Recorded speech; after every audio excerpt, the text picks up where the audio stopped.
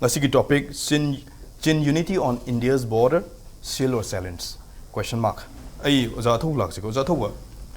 Chief Minister Lal da Homagi statement have tare. Mamang the su oza thuk no thambi ni mamang the su Lal da Homa si United States da people phom the su khoigi jo sing jo people sing si ama toina punchen gadab ni have ge dong wa phom phong khibadagi yamna nationwide oina masi mayamna react tong gi wa hom su leki adu handak da su nauna na handak ai jol da pangthok gi thom sida khoigi Lal da Homa na phong khib si masi tasing na khoi border security gi mari lena na aduga phongdok wa phomuni logra antraga tasing magi oiba makhoi gi fruit ki oiba ethnic solidarity ethnic ki oiba kanaba makhoi gi adom da base tarok phongdok wa phomni logra kamai respond toni sigi se lalpan khoni yengador se hoi mamang da su hojik ma Mizoram Chief Minister oiba Lal da Homa se dum khara dum controversial oiba statement se dum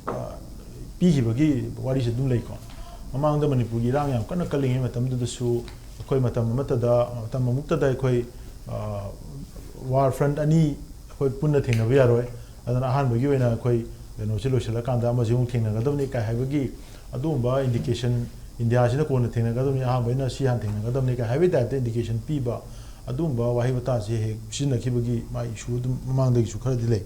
ar hanaki sita di mu khidang lakadoi problem se kaino da mana ngasi ngangi bo wafam si India government gi Maruina Myanmar da Chatharaiba magi foreign policy aduga hujik leriba geopolitical magi interest siga contradict torpa issue ma were mana ngasi ngangi se mamdi keno da handak ta khogi Myanmar gi magi military junta gi leader sing India da la kan da una da prime minister una da wari bitai chana da hane gi lermi ba India Myanmar gi magi friendship ki kano si hena makha chathar na bare to pa interest me ama thabak to min na bagi wafam me ama koi engage to bo horo pane adu ma thakta huji si koi gi eastern Myanmar border region hai tare koi ga lonari ba sigi pareng sida sagaing chin sigi pareng sida laiba koi gi maru na NUG ga gi marakta choba koi civil war gi situation ma lakma dam sida military junta na lan thenari ba kambu to adu kambu du da cooperation pi bagi extend to we wafam ni mana pi dei se Lal do mana hai se chin gi me amoy gi le basi gi me am solidarity pi ba du ka cooperation pi ga punna masi face to min bagi wafam dan military hunta gi mayok ta thabi ara sonda India government gi policy gi matu ina dei mu hunta siga diplomatic relation ama leira kanda ama duna proxy oina moina support ta ta ga su officially de mai leiba ada Mizoram being a one of the state of the Union of India da state amo in lady badugi chief minister amo na mana nganga do pochi gi magi jurisdiction gi issue ma lai man the international neighboring state oi ba taraga jamna nangna ba affinities manai hai taraga so ama to hai taraga su dealing se masi local government na state government na deal to ba da ba jurisdiction gi magi issue ma lai asidi completely external affairs na deal to ba aspect amo oi ba of course implication la ka anda refugee gi then akai gi nangi illegal immigration gi then mass exodus lakbagi demographic impact lakshan ba question ba adugi tongan ba locally managed to gada ba issue man tongan ledger ga so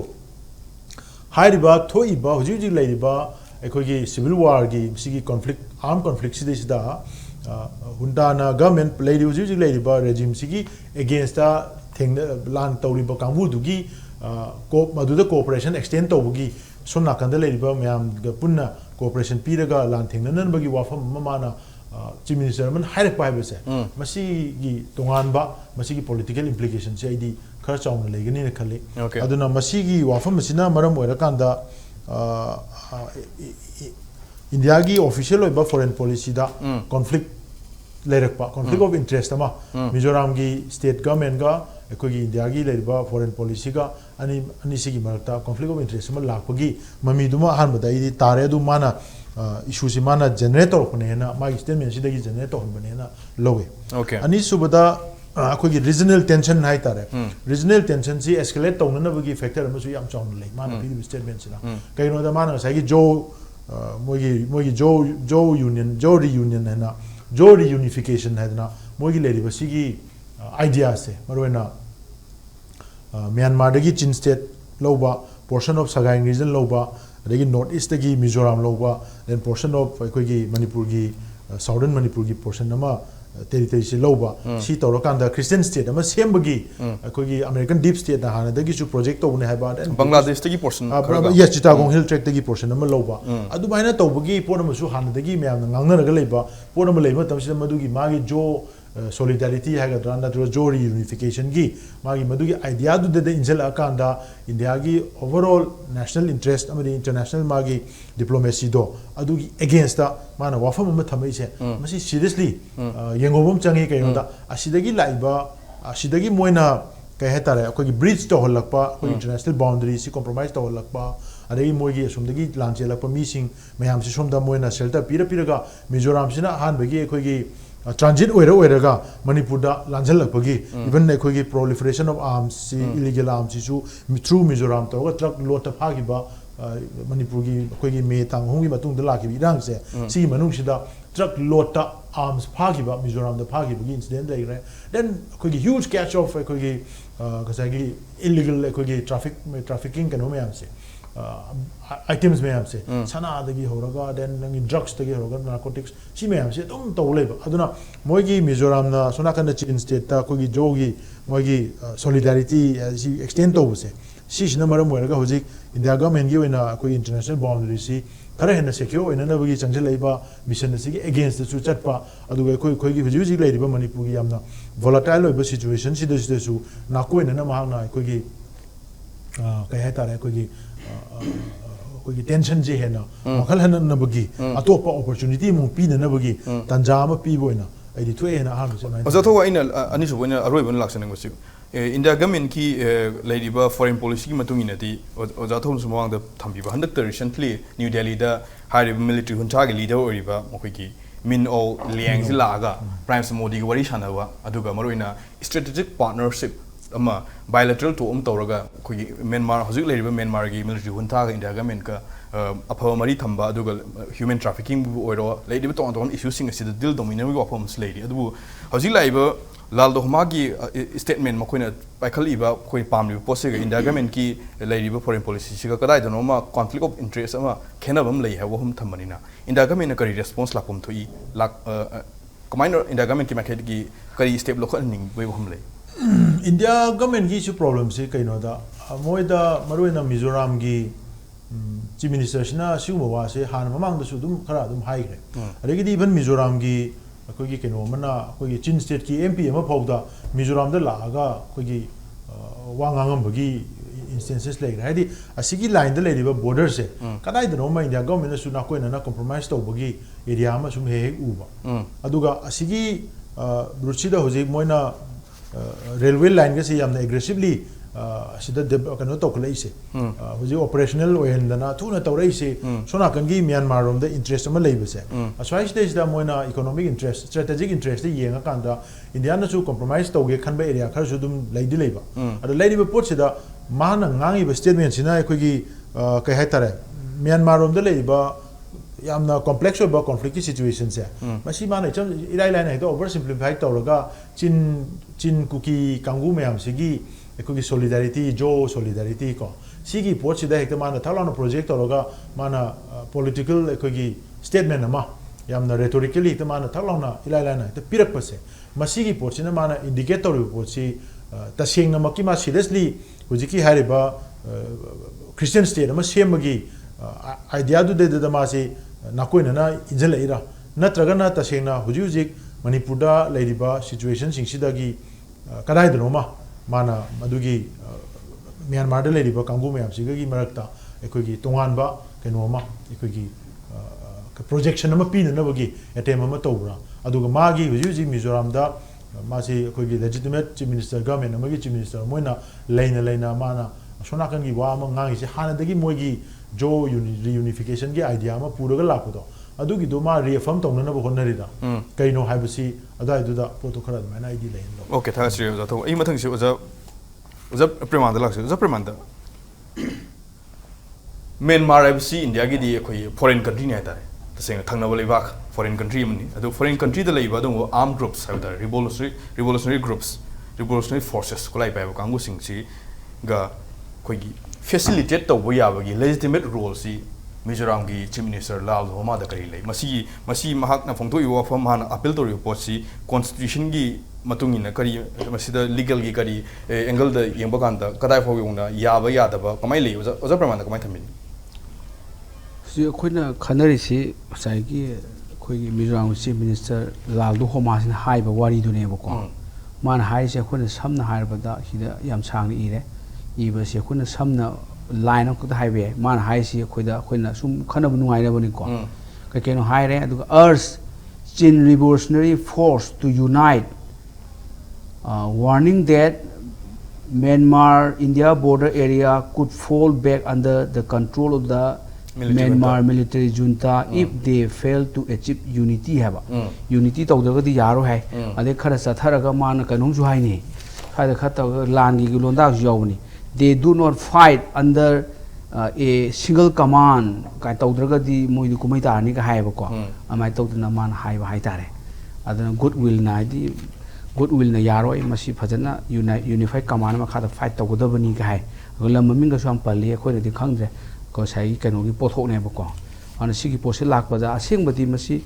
law di ma gi right freedom of speech expression lei tabna ti lerga su akhoi gi Article 19 gi clause number 2 di yeng taba masida sukpa soya daba mi ma ngang ba gi mi lo ngang yai ngang ba ya ba right pi chin ba le ngang ta mi na ra ada ngang ba du ya da area khara sovereignty and integrity of India kaina ko security state friendly relation with foreign state kan to ba public order decency or morality contempt of court defamation incitement to the offense mai to dana magi ground 35 pi 19 da alai du di ngang ba ya da ba du da hendora ga di masi sedition ni kan hai ga doini adai di offense kanu ki waging war ni ga har ka doini du sin sathi ba wari ni ada khoi ni yeng du si aduna ama lo da di hai ba di ya da ba ada hai ba ya da si ma di nga sina ahan ba na te nga sina ahum lo mari ra kum su ba ni america da ngang ma ngang wi sang aduna si yeng ba si da nga sai polken party si yeng om change nga sai gi polken party ahum na punjal taruk na punjal ga semba ZPM Joram people movement gi wai chi to ga magi manifesto du yeng biu page ni phuni pan pale Joram people movement gi manifesto se si the part number bung tu part number hai ni magi khalpung thar da no ba khalpung di government hai jan no ba government la si ba kholau da mana siang gi manifesto da bung tu ji yaw ni politics lam mai politics ki area da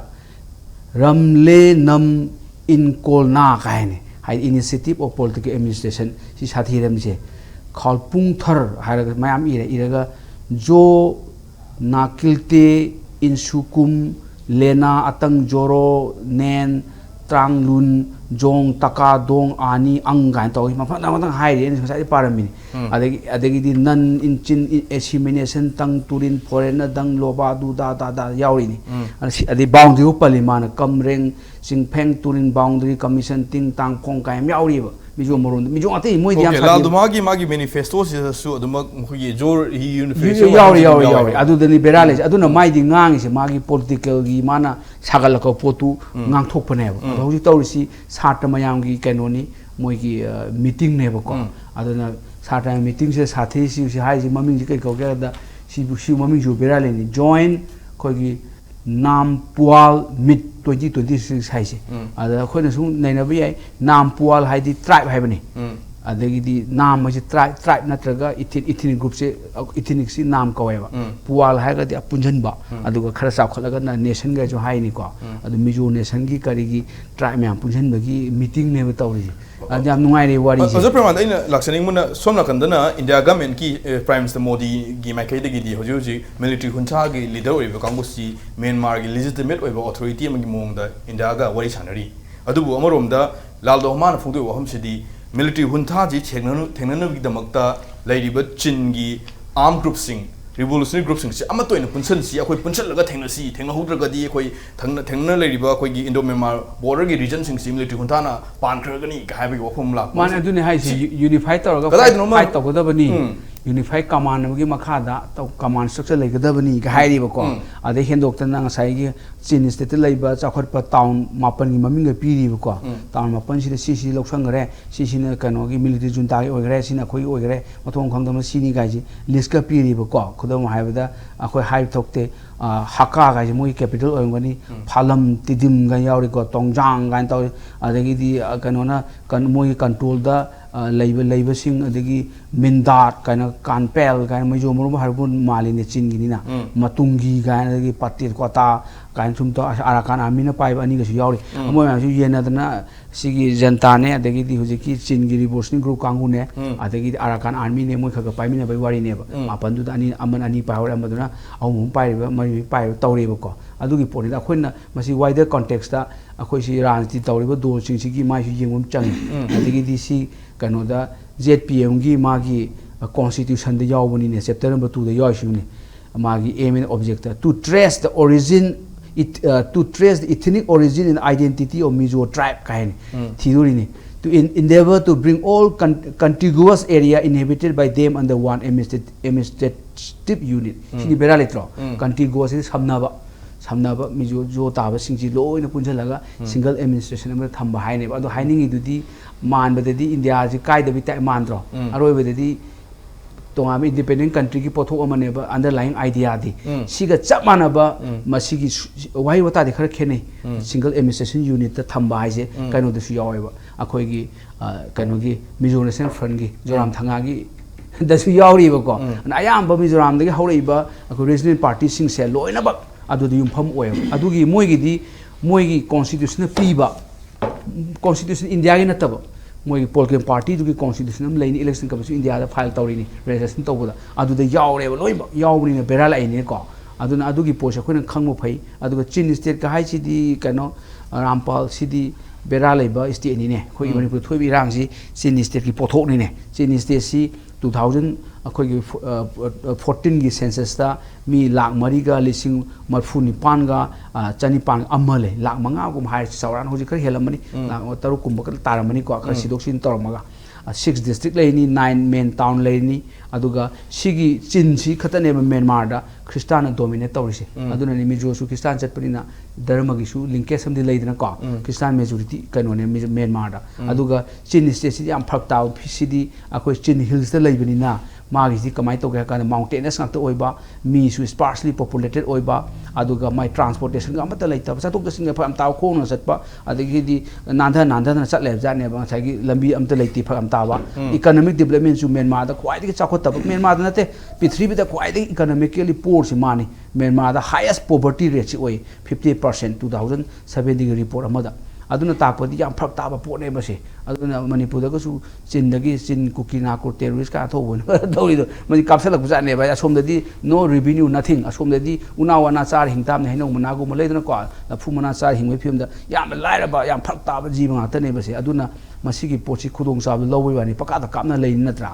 ka amana kari chin national front paka kapi adegi di kari ge chinland council ju kapthui brotherhood ka ju alliance ju leidai ne ade chin defense force ka mo ju dum moi masen ju dum kapna bani adegi di janta ka ju kapna bani ada atopa ju kapna bani amai taw bani na adugi potu da ma nungai tatana haibor musai haidi mana haibasi amusu yauri khoi si akhoi gi language ti Burmese oi ethnic kanu lon da bani na adana madu su yamna punjan nabi pot amani ka hairi ba ko aduna khambada si yamna luba dimension ni khoi na line khanba ya de mana haisi esina han bani akhoi gi slip of tongue ni kaina leinan thu bani ka haiba ya ba du di oidre na ko haidi magi agenda mon thojel leba gari thoba ha isam jamna der thobu na te lamhang da yunga ga na ha sin thogai ra si thobu na te gari jan tan America ra thoru re di sai in Delhi da thoru re di sai da moi gi ajol da ga ju thoru ga ngangi haibani da aduna ta ko di port sing asai gi single administration unit ki port ma mijo haiba de jo ta ba ke sigi port moi khungul am li de si moi constitution yaw re da na ko tracing the ethnic kan tauba akhoi origin of the Mizo tribe ka tawraga ade single administrative unit me makhara thamba India nung dipande super amai tawduna saigi joram thanga gi akhoi gi adu su yauri Mizo National Front gi kanu su yauri ba ko aduna aina khab masi amna ko yengom change sumba je khoi na su complain khara tawbum change ma ade hendo khitan mamang chim che lenga jadi lal do humana mediator orni bo haigal emin ko akhoi ji bam chale khoi ji Manipur se politics itok to bungam dre aduga khoina sasi union government na kaida su masi protest ka tawum chagi na ka tumin sum leibe su hayang yadra kanda ngang loi na ko okay third series oza praman ai oza Pradeep lal do ma gi statement si mamang da tum khara controversial oibe statement si tum phong tok pa se anobu oide si adu india ga mai ga de ho bok da koi gi response yamna khoina ubu ya ba masak thok response si lak ji hai tare aduna koi yim kan da lal do ma gi statement si india gi foreign policy da sok pa tar ga di masida new delhi gi mai ga di kari koi gi response to to I kari lak pu yai he new delhi na yeng na view na kamai lei he hom lai kamai he ni si se khoina yeng kan sida canvas hom mai thong yeng hom to to khoina manipur ron yeng ba india gi politics yeng ba adu world politics da india na kamai to na respond to ba he pose si yeng kan sida khoi si mami he ta ne lal do ma do masang su ips officer ni ga na retire tor ba adana india gi manung gi ga ma'am politics me am adu ga alliances me am sa plan khom ni adu ma ngang thor kan sida aina smu over the go india gi na game plan so wa haidi ta se na india gi akhoi chin state khai india actually mi lak ma mo lei ba pa territory nyam chaw mi le ta hum do moi ke siam kana asikalak mi ho ponte ado ki busna te ke ta isa kamai ta ge da khoi gi indiana si ga battlefield sida da khoi gi theater sida quite even rival in china ne ba china na kamai ta ge non state ta lei ba moi non myanmar da lei ba Kanamias community me as you mo ko to doin le port le alma asi mo na to ngo male india iso chin state si mizoram de outreach sorga ya den sai hai ba chin state pun do ni ga de ko thoi do pone so ngam jing mo hai ta ne anya ko india da kisna chung do ma de india pa mi sina manung sida moi su ga si holam pa ba se chin mi sida ko ni control do ya hai do wi mo da asom da hoje ki pau hi en ka sa ngasi ngarang na tholo pau da koi tang kam si military da ga mi chang ni na law tho khre na moi ga da ne peta da una ra ga wari sana khre hai kan sa mem mizima hoida inare mizima ga na gi khana se koi gi myanmar gi newspaper se da gi inare kan sa da si as am to ga no ne ano wo change ni ka ki teng apprehension yaw na I gi ko kang kam bu su china na pro so gi ko kang sin na ko ma su non sa da shan da ta ni ko tang su ko kang su moi hana three brotherhood alliance na moi na loksan na to na Myanmar gi hunta tan thok na moi na ngamui mon le na October 7 ra ga to da aduga kana sida hajikina aju ngai char har kana mi su south han jahre adigi ate sina ko china na pam mi sina ko da ga Myanmar si hunta si aham da kitang ga to ga moi da singna ge to mon or kan se oi yong yong na mai to thadok mon ne ba thadok kan se di Myanmar ngai char si pam de china sa ga da samai kan hoji si moina deal to kan sida sarkar se moina military pa mi wan de ma pa mo de Aung San Suu Kyi la sa man ma problem kan se deal to no ai ba kuntra mo ka deal to ra ga ya chin ngong to ni ka chin ngong to ne adu wai na adu mo amatang le pa ba adu ga amal le ri jisul lam hining no ba lam hela ga deal to no ai de adu na lam hen ge khin to mo ya som do scam center ram le re china ri gi han ga no da mo Myanmar gi unda se da asi on the lotopi on the crackdown to he can so to that am certain to live the pay and to thadro the three brother alliance form to mo mating bang le to kan se kang khong jai ge to kan se mo china nam hando si kang khong jai re barma matam da gai ja ro ma yaur me na Myanmar si humri thong kai bi ma tro thong kai bi hong laksal kan se e pati na mo hando ga tang kang bu si ram lan thing le ko kang kang mu su tan lan thing le da moi da kupla khulai supply to is kana no hai kan sa war state army na moi india ga gi Myanmar gi na khoi ge na khulai bai ba han burden la kan su la khoi da photo ko lamin na wa si kamai to ge da khoi gi som da Vietnam lam no silak pa adagi kan communist ki moi communist han yar Burmese communist party si gi khongmi lam ni moi ni wa chelamin wa ka mu se er min ba ada communist revolution la kan sa Vietnam som da Vietnam da land ore the Cambodia land ore situation kan da khulai surrender to mo mo da thedro kham le howe ba khulai si pai le phai tare mo da ado communist company na khoi china su support wa china su leverage sam chaung le phai tare ne ana thanmen hoina war se chalu kan se da s china chak chamani ha tv ye musa mandarin tv ye na ko to ga na ado war se da khulai supply to ya roi na mo na ga to ne ba war kang bu sing se da united war state army se da adi integrament khulai supply to ya roi ana hai kan se da was na khulai supply to kan se da tang khulai ya hodre tang i hoi na pau si phana phun follow to ma ga di tang kamu sina khoi lan tu hai kan sida maru no maru yaw dre hai masima hai jari na me tra da khoi lan thina ngam ro tu na mai to kokang budi I think Chinese ni komu sa Myanmar li bo so kokang su mo ya so influence na ga ya yaning dre su lan tor no hai kan sa to dre kan sa Myanmar gi som main focus len su chin state la ya chin state ta ya Karen haji Karen ngam to Karen se se ngam thing ri Thailand border ko aduga chin state da haji si lok la ko ni lal do homa ngang isi po na ko ni ngang kan se da ko punji ga isi chin state si yon thon da lok la ko ni ko ti dem phalam haka moi major town hum se military junta sina chin state sing si loksal hojik si loksal bu hore hari odan loksal ko da major town le loksal ni hojik loksal bu kan da masida ka khoi gi leiriba ko Indo Myanmar border sida kari impact lak pe kari impact lak ba adu wa su le impact wa da India gi hai do asoma tanga kokanga de kachin ga si kachin mudi gedang moi tongana China hai bu su adu bu China to kan sa how minstone mai gi hydroelectric project thing kan sa China part su au hidna amai na adu le ja moi he thana le na territory su moi border 1960 da China ga Myanmar si boundary settle daw moi gi commission ama seminar ga settle daw kan sa kachin na moi ne khan ba 500 square kilometer mu si China bi thoki ba adu gi tang na da buskal le som adu wa mo ja kare da som su ngai hunta sana moi focus su moi haji loi paisal le si je ada chin state su hoi kitang chai le je chin state na hana se hoi moi presence le to hai dare lam de am je chawkhat to homoi ba do ga adana hoi na se gi border lan tho chakan su chin state thene na ado hoi ga se gi bihang de helan tho ka chikha le chikha mi thang ton jang le ne ba ton jang yo ton jang lo sang kre me na ga da gi chikha yo la hoi tamu ga cái này như thế này, bihang cái gì bộ, bihang elan thô cái chỉ khai không chạy ra nè. India ki border paring de lei ba Indian singi the kari mi paning ai oik ba lei kai mi paning ai he idea am kan kira mo India yo yen kan sere de ba India yo aduna mo trai to je India asim ke do no hai khalang mane ba to bu mo nei leverage sam le horo ga di thaina push bul sa ma gi po akoi satang khana kan sa khomi le na tha injonya ba khotwa ba mai le mai sana kan sa politics sana kan sa kan ne khan bai po di khar le mane ba adu ge am kan ta sa mai haina ri Christian state ka hai ga sa am kan na singa mo se sa manung do sia Chin state nong da su am da pundi adana go kan sina lal da human hai kan pundi Chin state sa ethnic community 53 community go ma'am aduga kan sida moina Myanmar gi kan di nga ga di kathe sa happy ba sida Chin state da azapra de khoi gi Manipuri crisis 2023 gi May 3 gi thorok ki si Myanmar gi crisis gi aso ba spill over lei ha ba hom su ngang na gi ni na hojik si hai ri area si da su military junta sin da mapung phana capture toction gi ta ga di khoi gi lei ri ba crisis si da amoi na mating pang ka dra ha ba gi mi pai bam di miam dum khara lei ba mal le si ka wai na to ka mai na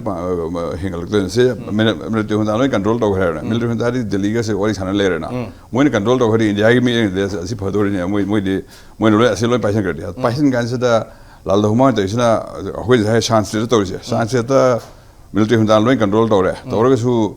China gi leverage le dina mai to nei India gi system leverage something we pot male ba do dim sa khoi gi se da Kaladan project le ba Kaladan project ki su chen set phor lag doi ne ka khoi gi arakan set phor ga paletwa town ga paletwa gi gari thor lag pasira paletwa phoji hi honya ba hi hol chang ni na hi holaga poche holaga kana gi paletwa gi trakta la ga Zoren pui ena mai Mizoram border se town to ne da offload ga Indian tractor lo torung lakto ina ari po na sim emergency ke lambe ta sina sina kan eta trade route to or kan di sumo ro ko som da kan phone train chen lambe ni ari ba som land route mem se to kan se da India de am sin lai ba India ko an da vida as a merchant herone se ge Hyderabad le ba supplier se ko gi kan se herone ro nga mem som lai na miracle ga mem som thar ko se da asum ta se har di mai kalta por ani kaltari jahaz hab chala ga mu asis da mu setwe la ani setwe da gi di deep sea gi potlo eramnya mu river bus hab ga palidol ani palidol offload traktum hab ani truck ni na barmai truck ni na right hand drive ni na thoroga zoran bi da mu Indian truck hab ani na bukan se da merchant me am se toni asis sung sa ni ma se na akhui gi lamin se da Indiana that pe tha de se kan da ꯑꯩꯈꯣꯏ chicken neck ꯊꯠꯈ꯭ꯔꯒꯗꯤ ꯆꯥꯏꯅꯥꯅ ꯅꯠꯇ꯭ꯔꯒ ꯕꯪꯒ꯭ꯂꯥꯗꯦꯁꯅ ꯂꯥꯟ ꯇꯧꯅꯗꯅ chicken neck ꯊꯠꯈ꯭ꯔꯒꯗꯤ ꯂꯝꯕꯦꯟ ꯑꯃ ꯊꯝꯍꯧꯁꯦ ꯍꯥꯏꯕꯅꯦꯕ ꯑꯁ alternate root ꯂꯩꯕ ꯋꯥꯅꯤ ꯑꯁꯤꯅ life line ꯑꯣꯏꯔꯛꯀꯅꯤ ꯍꯥꯏꯕꯗꯤ ꯅꯠꯇꯦꯕ ꯑꯣꯜꯇꯔꯅꯦꯠ ꯑꯁꯤ ꯊꯠꯈ꯭ꯔꯁꯨ ꯁꯣꯝ ꯆꯠꯄ ꯌꯥꯅꯕ ꯁꯦꯝꯍꯧꯁꯤꯒ ꯍꯥꯏꯕ ꯃꯑꯣꯡꯗꯅꯦꯕ ꯑꯗꯣ ꯑꯁꯤ ꯂꯩꯕꯅꯤꯅ ꯑꯁꯤꯒꯤ ꯄꯣ ꯁꯥꯟꯅꯔꯀꯥꯟꯁꯤꯗ ꯆꯤꯟꯁꯦ ꯑꯩꯈꯣꯏꯅ ꯄꯥꯏꯍꯧ ꯐꯩ ꯍꯥꯏꯕꯒꯤ ꯃꯑꯣꯡꯗꯣ ꯂꯥꯜꯗ ꯍꯨꯃꯥꯗ ꯑꯩꯗꯤ ꯏꯟꯗꯤꯌꯟ ꯒꯣꯔꯃꯦꯟꯒꯤ ꯑꯌꯥꯕꯁꯨ ꯂꯩꯔꯝꯗꯧ ꯃꯥꯜꯂꯦ ꯁꯤ ꯇꯧꯀꯥꯟꯁꯤꯗ ꯑꯁꯤ ꯇꯧꯁꯤ ꯑꯗꯨꯝ ꯆꯠꯂ ꯆꯠꯂꯒ ꯑꯁꯨꯝ ꯀꯦꯝꯄꯦꯟ ꯇꯧꯔꯤꯕ ꯄꯨꯟꯁꯤꯜꯂꯨ ꯅꯣꯏ ꯃꯈꯥꯗ ꯂꯩꯗꯧꯅꯤ ꯑꯩꯈꯣꯏ ꯃꯇꯦꯡ ꯄꯤꯅꯤꯒ ꯍꯥꯏꯁꯤ ꯃ꯭ꯌꯥꯟꯃꯥꯔꯁꯤ ꯌꯦꯡꯅꯗꯕꯤꯗ ꯆꯥꯏꯅꯥ ꯇꯧꯔꯤ ꯁꯨꯃꯥꯏꯅ ꯁꯦꯝ ꯄꯣꯂꯤꯁꯤꯗ ꯆꯥꯏꯅꯥꯅ ꯁꯥꯟꯁꯇꯦꯠꯁꯤꯗ ꯂꯩꯔꯤꯕ ꯈꯨꯠꯂꯥꯏ ꯄꯥꯏꯕ ꯒ꯭ꯔꯨꯞ ꯃꯌꯥꯝꯁꯤ ꯃꯣꯏꯒꯤ ꯂꯦꯚꯔꯦꯖ ꯃꯈꯥꯗ ꯃꯣꯏꯅ ꯗꯥꯏꯔꯦꯛ ꯀꯟꯇ꯭ꯔꯣꯜ ꯅꯠꯇ꯭ꯔꯒꯁꯨ ꯂꯦꯚꯔꯦꯖ ꯃꯈꯥꯗ ꯃꯣꯏꯅ ꯍꯥꯏꯕ ꯈꯔ ꯏꯟꯅꯗꯅ ꯇꯥꯟꯅꯗꯅ ꯑꯗꯨꯒ ꯃꯣꯏꯅ ꯂꯥꯟ ꯇꯧꯔ ꯀꯥꯟꯁꯤꯗ ꯀꯩꯅꯣꯗ ꯀꯨꯟꯃꯤꯡꯗ ꯀꯧꯅ ꯋꯥꯔꯤ ꯁꯥꯟꯅꯔꯤꯅ ꯁꯥꯟꯅ ꯀꯥꯟꯁꯤꯗꯁꯨ ꯁꯨꯃꯥꯏꯅ ꯇꯧꯁꯤ ꯍꯥꯏ ꯀꯥꯟꯁꯤꯗ ꯃꯣꯏꯅ ꯈꯤꯇꯪ ꯀꯛ ꯊꯤꯜꯂꯣ ꯍꯥꯏꯔꯒꯁꯨ ꯊꯤꯜꯂꯛꯑꯅꯤ ꯊꯤꯜꯂꯣ ꯍꯥꯏ ꯀꯥꯟꯁꯨ ꯑꯗꯨꯝ ꯂꯦꯞꯍꯜꯂꯅꯨ ꯑꯗꯣ ꯃꯦꯟꯃꯥꯔ ꯍꯨꯟꯇꯥꯁꯤꯗꯁꯨ ꯑꯩꯈꯣꯏ ꯃꯇꯦꯡ ꯄꯥꯡꯉꯤ ꯍꯥꯏꯕꯁꯤ ꯊꯣꯛꯍꯜꯂꯅꯤ ꯑꯗꯨꯃꯥꯏꯅ ꯃꯣꯏꯒꯤ ꯂꯦꯚꯔꯦꯖ ꯆꯥꯎꯅ ꯂꯩꯌꯦꯕ ꯁꯣꯝꯗ ꯑꯗꯣ ꯏꯟꯗꯤꯌꯥꯅ ꯄꯥꯝꯕꯩꯁꯤ ꯁꯣꯝꯗꯁꯨ ꯑꯗꯨꯒꯤ ꯄꯣꯠꯁꯤ ꯄꯥꯝꯕꯒꯤ ꯃꯑꯣꯡꯁꯤ ꯃꯥꯜꯂꯦ ꯑꯩꯅ ꯁꯨꯝ ꯎꯕꯗꯗꯤ ꯑꯣꯀꯦ ꯊꯥꯒꯠꯆꯔꯤ ꯑꯣꯖꯥ ꯄ꯭ꯔꯗꯤꯞ ꯃꯔꯨꯑꯣꯏꯅ ꯂꯥꯜꯗ ꯍꯨꯃꯥꯒꯤ ꯋꯥꯐꯝꯗ ꯍꯥꯏꯕ ꯇꯥꯔꯦ ꯂꯩꯔꯤꯕ ꯇꯣꯉꯥꯟ ꯇꯣꯉꯥꯟꯕ ꯂꯩꯕꯥꯛ ꯑꯍꯨꯝꯗ ꯂꯩꯔꯤꯕ ꯖꯤꯑꯣꯁꯤꯡꯁꯤ ꯑꯃꯠꯇ ꯑꯣꯏꯅ ꯄꯨꯟꯁꯤꯟꯕꯒꯤ ꯔꯤꯌꯨꯅꯤꯐꯤꯀꯦꯁꯟ ꯇꯧꯕꯒꯤ ꯋꯥꯐꯝ ꯑꯗꯨꯃꯛ ꯂꯩꯕ ꯇꯥꯔꯒꯁꯨ ꯃꯁꯤꯒꯤ ꯑꯥꯏꯗꯤꯌꯥ ꯑꯃ ꯃꯁꯤꯒꯤ ꯗꯤꯖꯥꯌꯔ ꯑꯃ ꯂꯩꯕ ꯇꯥꯔꯒꯁꯨ ꯑꯃꯔꯣꯝꯗ ꯍꯧꯖꯤꯛꯁꯤ ꯃꯤꯂꯤꯇꯔꯤ ꯍꯨꯟꯁꯥꯅ ꯏꯟꯗꯣ ꯃꯦꯟꯃꯥꯔ ꯕꯣꯔꯗꯔ ꯄꯔꯤꯡ ꯍꯥꯏꯕ ꯇꯥꯔꯦ ꯆꯤꯟ ꯁ꯭ꯇꯦꯠꯁꯤꯡꯁꯤ ꯂꯧꯁꯤꯜꯂꯛꯄ ꯇꯥꯔꯒꯗꯤ ꯃꯁꯤꯅ ꯍꯦꯟꯅ ꯊꯣꯏꯗꯣꯛꯅ ꯊꯪꯅꯔꯤꯕ ꯏꯟꯗꯤꯌꯥꯗ ꯊꯣꯏꯗꯣꯛꯅ ꯑꯃꯥꯡꯕ ꯅꯠꯇ꯭ꯔꯒ ꯃꯤꯄꯥꯏꯅꯤꯡꯉꯥꯏ ꯀꯩꯁꯨ ꯂꯩꯇꯦ ꯍꯥꯏꯕ ꯋꯥꯐꯝꯗꯨꯅꯤ ꯑꯗꯣ ꯁꯤꯅ ꯍꯦꯟꯅ ꯏꯟꯗꯤꯌꯥꯒꯤ ꯑꯣꯏꯅꯗꯤ ꯌꯥꯝꯅ ꯑꯆꯧꯕ ꯀꯥꯟꯅꯕ ꯑꯃ ꯑꯣꯏꯔꯝꯕꯁꯨ ꯌꯥꯏ ꯍꯥꯏꯕ ꯋꯥꯐꯝꯗꯨꯅꯤ ꯑꯗꯨꯅ ꯃꯁꯤꯗ ꯏꯟꯗꯤꯌꯥ ꯒꯃꯦꯟꯠꯀꯤ ꯃꯥꯏꯀꯩꯗꯒꯤ ꯊꯣꯏꯗꯣꯛꯅ ꯑꯩꯈꯣꯏꯒꯤ ꯔꯤꯌꯦꯛꯁꯟ ꯅꯠꯇ꯭ꯔꯒ ꯔꯦꯁꯄꯣꯟꯁꯁꯤ ꯂꯥꯛꯇꯕ ꯑꯣꯏꯔꯝꯕꯁꯨ ꯌꯥꯏ ꯍꯥꯏꯕ ꯋꯥꯐꯝꯗꯨꯅꯤ ꯃꯇꯥꯡ ꯑꯁ꯭ꯋꯥꯏꯗ ꯑꯇꯨꯃꯦꯟ ꯕ꯭ꯔꯦꯛ ꯑꯃ ꯇꯧꯖꯒꯦ ꯕ꯭ꯔꯦꯛꯇ ꯌꯥꯝ ꯊꯝꯖꯔꯛꯀꯦ ꯏꯝꯄꯦꯛꯅꯁꯨ ꯅꯦꯡ ꯇꯥꯅ ꯂꯩꯕꯤꯌꯨ